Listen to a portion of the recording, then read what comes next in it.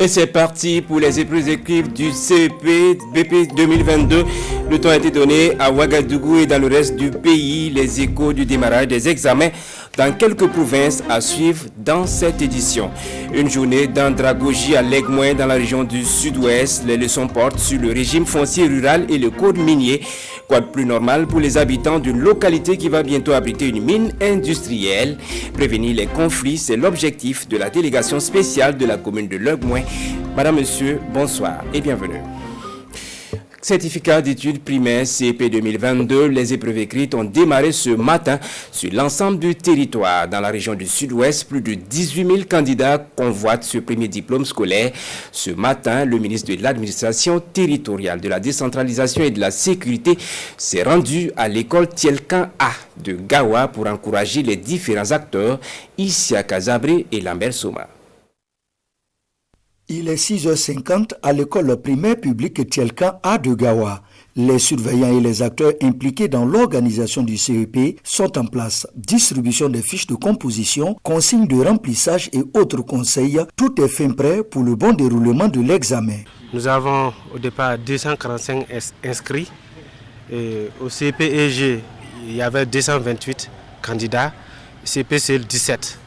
Et après l'appel, nous avons constaté qu'il y a 7 absents. Quelques minutes plus tard, le ministre de l'Administration territoriale et le gouverneur de la région du Sud-Ouest arrivent sur place. Le point leur est fait. La région du Sud-Ouest ouvre les examens du CEP cette année avec 18 093 candidats.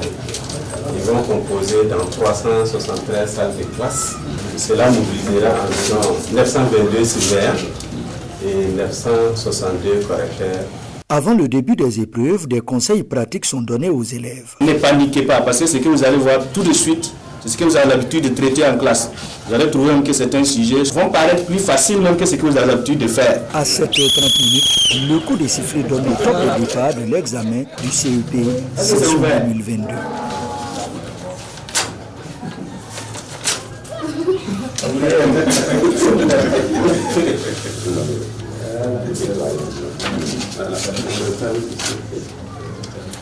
Donc au nom du ministre de l'Éducation nationale et la promotion des langues nationales, donc je déclare lancer les examens du certificat et d'entrée en 6e 2022.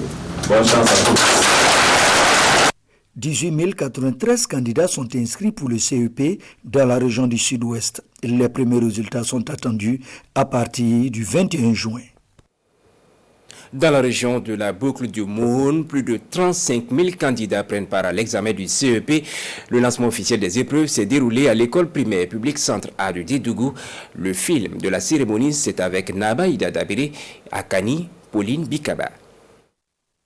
Ils sont 19 531 filles et 16 395 garçons à la conquête du certificat d'études primaires et de l'entrée en 6e dans la boucle du Mouhoun cette année. À l'école primaire Centre A de Dédougou, Babo Pierre Bassenka ouvre l'enveloppe contenant le sujet des rédactions. Je vais commencer par la rédaction.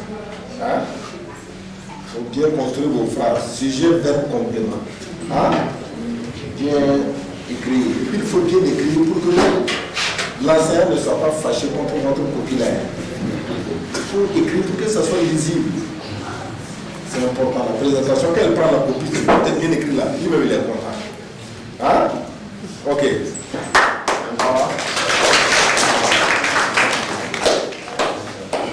Selon les autorités éducatives, le nombre de candidats est en baisse cette année par rapport à la précédente. L'année dernière, on était environ 40 000 élèves.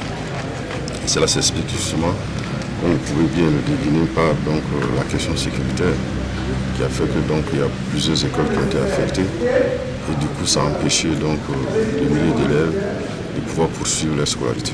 Pour cette session du CEP, les autorités de la région ambitionnent atteindre un taux de réussite d'au moins 60%, nonobstant la crise sécuritaire. Examen du certificat d'études primaires, du certificat de qualification professionnelle et de l'entrée en 6e dans un contexte sécuritaire difficile dans la région de l'Est. L'on dénombre plus de 19 000 candidats dans cette partie du Burkina. Lors du lancement des épreuves à Fadangourma, le gouverneur Hubert Yamyogo est allé saluer la résilience de l'ensemble des acteurs. Reportage avec Presley Kemtouré et Rasmata Ouedraogo. Ton école a organisé une journée de salubrité. C'est parti pour l'administration des épreuves du certificat d'études primaires et de l'entrée en 6e dans la région de l'Est. Pour cette session 2022 de la conquête du tout premier diplôme, la région enregistre 19 700 candidats répartis dans 93 centres de composition, dont 36 centres déplacés du fait de l'insécurité. Le message a été donc de les féliciter d'abord pour avoir tenu Paris dans cette atmosphère et également leur souhaiter bonne chance de réussite. J'ai souhaité également qu'ils montrent à travers donc les résultats donc la résilience de la population de l'Est. Nous avons 36 centres qui sont déplacés. Aujourd'hui, ces enfants représentent presque la moitié de nos effectifs. Donc merci beaucoup à tous ceux qui ont contribué. Je n'oublie pas les partenaires parce que sans eux, un certain nombre de conditions allaient manquer. Des candidats qui apprécient déjà la première épreuve qui est celle de la rédaction. On parlait d'une journée de salubrité dans ton école et on dit de raconter comment ça s'est passé. C'était intéressant. Prennent également part à cette session 694 candidats au certificat de qualification professionnelle CQP dans la région de l'Est. Des lampes solaires pour contribuer à améliorer les conditions d'études de nombreux élèves déplacés internes du Kouritenga. Un lot de 25 000 lampes solaires estimées à près de 22 millions de francs CFA, un don de l'association Solidarité Internationale pour l'accès à l'énergie et au développement durable. La remise est intervenue le 25 mai dernier à Koupela en présence de Armel Martial Sawadogo et de Bernard Diasso. L'Association Solidarité Internationale pour l'accès à l'énergie et au développement durable, ISAED, répond à un besoin actuel des élèves déplacés internes de la province du Kouritenga. Ils reçoivent du donateur 2500 lampes solaires réparties en 1400 pour les élèves déplacés internes et 1100 pour l'ONG Plan Burkina du Centre-Est, qui intervient également dans l'éducation en situation d'urgence. Nous avons actuellement plusieurs enfants qui sont dans la situation et qui sont dans des conditions très précaires en matière d'accès à l'énergie. Et ces lampes solaires, au regard de leur spécificité, au regard de leur qualité, nous pensons que c'est un don qui vient à point nommé. L'accès à l'électricité pour les révisions des devoirs le soir constitue une préoccupation prioritaire pour ses bénéficiaires.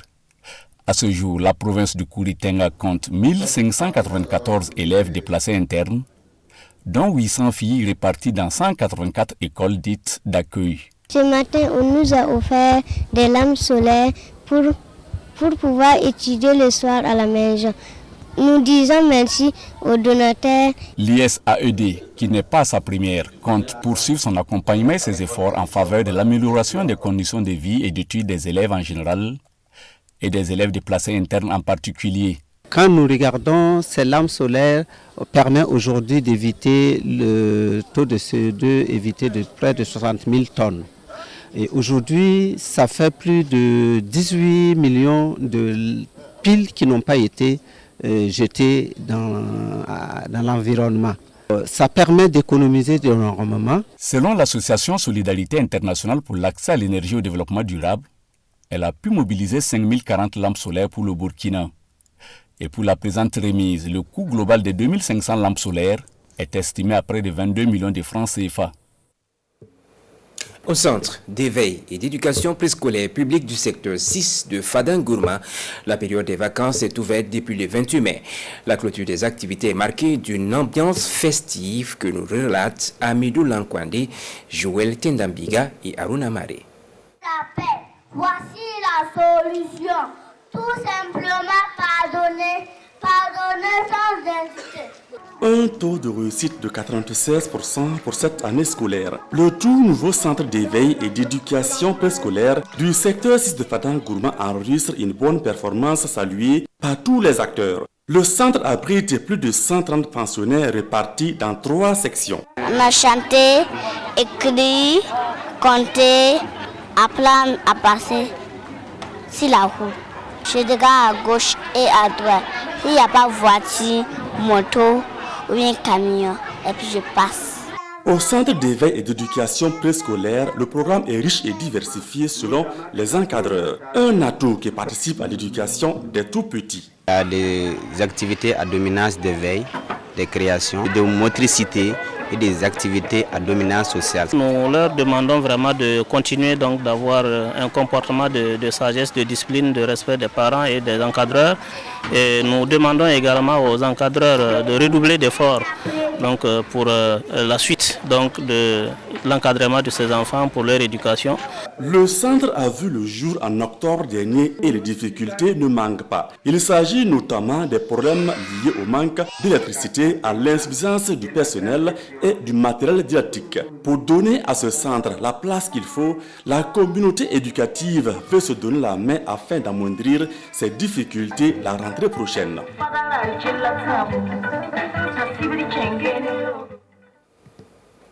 À Dédougou, dans la boucle du Moun, le centre régional de la formation professionnelle se laisse découvrir avec pour objectif d'attirer un grand nombre de candidats à l'apprentissage. 72 heures de journée portes ouvertes qui offrent au public l'occasion d'apprécier le savoir-faire des apprenants de ce centre. Nabaïda Dabire, Edouard Ouedraogo et Dramanso. Les apprenants des centres de formation professionnelle exposent ici à Dédougou le fruit de leur travail aux visiteurs. À ces journées portes ouvertes, les autorités administratives passent en revue les stands d'exposition. L'Agence nationale de la formation professionnelle est implantée dans toutes les 13 régions de notre pays où elle possède dans chaque chef-lieu de région un centre régional de formation professionnelle. Et nous sommes encore présents dans 15 autres provinces, chefs-lieux de province qui ne sont pas chefs-lieux de région.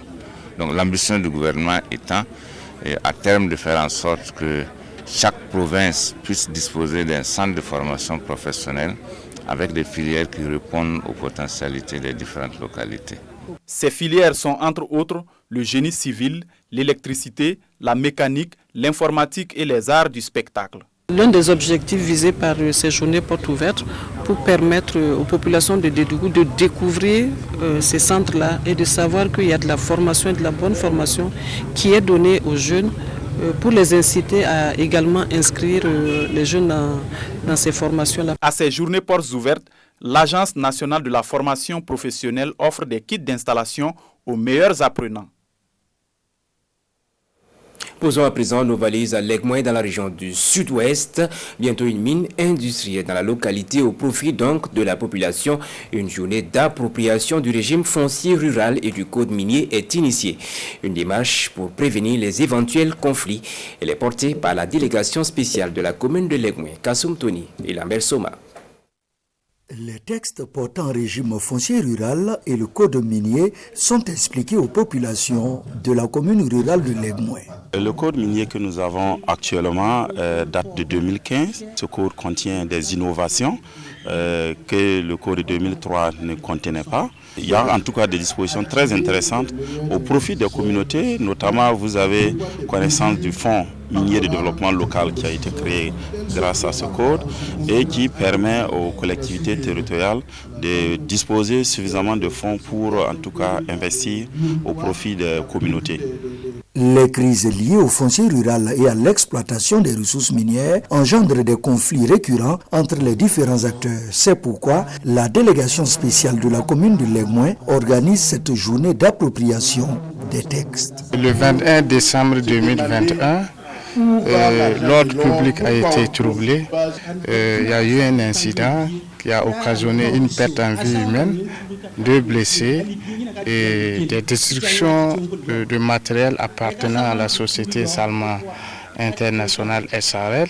Aujourd'hui, avec cette journée d'appropriation du régime foncier rural et du code minier, nous pensons apporter des solutions concrètes aux différents problèmes que nous vivons dans notre commune. Un an après avoir obtenu son permis d'exploitation industrielle de grandes mines, Salma Mining veut œuvrer dans un climat apaisé.